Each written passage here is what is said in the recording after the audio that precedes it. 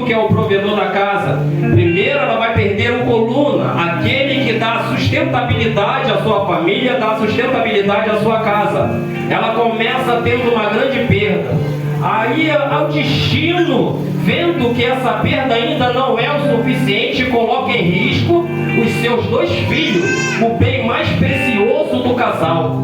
Olha que situação difícil. Alguém vai na casa dela cobrar uma dívida ao qual naquela época a dívida não era perdoada. Alguém vai na casa dela, vai colocar em risco aquilo de mais precioso ao qual ela tem, que são os seus 2 filhos. O título vai dizer que se ele leva as crianças, os meninos, eles iam ser servos. Mas vamos traduzir: servo naquela época era escravo. O escravo, ele não tem hora para guardar, ele vai aguardar na hora no qual seu senhor mandar. Servo, o escravo, ele não tem hora para comer, para beber, não tem roupa certa para ele vestir, ele vai fazer tudo conforme o Senhor mandar ele fazer. E se ele não fizer da maneira certa, ainda corre o risco de ser cobrado com varas e com açoites. Aprofundando-se mais nos estudos, aproximadamente cada um daqueles meninos levaria entre 7 a 10 anos para cada um pagar a dívida ao qual devia aquele credor. Mas se a gente se aprofundar um pouco mais, lendo o livro de 1 Reis 18, versículo 1, a Bíblia vai dizer que o profeta Elias se apresenta a um homem chamado Obadias.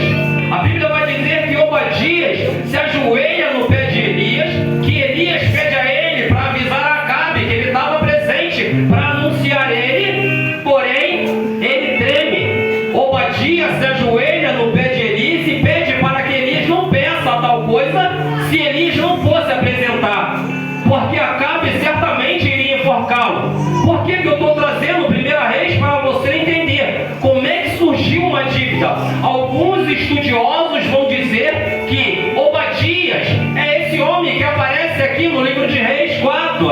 A Bíblia vai dizer, missionária, que quando ele pega os profetas, quando Jezabel começa a caçar os profetas, ele cava uma cova, cava um buraco de 50 em 50, ele vai começar a alimentar os profetas. Depois que eu explicar, você vai entender. A Bíblia vai dizer que no capítulo mais à frente, Elias, ele vai clamar ao Senhor, vai dizer para o Senhor: Senhor, só sobrou eu de profeta. Mas Deus vai revelar a Elias e vai falar da seguinte forma: volta, que tem mais 7.000 lá. Ei, já não é mais 100, agora é 7.000 que o homem de Deus está cuidando. Agora não é mais 100, agora é 7.000 que ele tem que alimentar. Eu quero que você imagina, são 7.000 refeições, são 7.000 café, são 7.000 almoço, são 7.000 jantas, e ele é mordomo do rei. Ele não tem uma finança maior do que aquilo que ele podia ganhar. Eu imagino, eu acredito que ele começa a vender as suas coisas, começa a se endividar, começa a pedir dinheiro emprestado, começa a fazer grandes dívidas,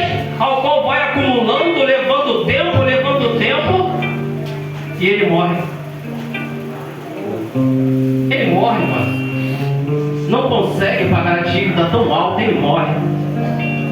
Só que a dívida naquela época, ela não era perdoada. O nome vaso não ia para o SPC e ficava 5 anos e depois saía na inadimplência. Era cobrada essa dívida.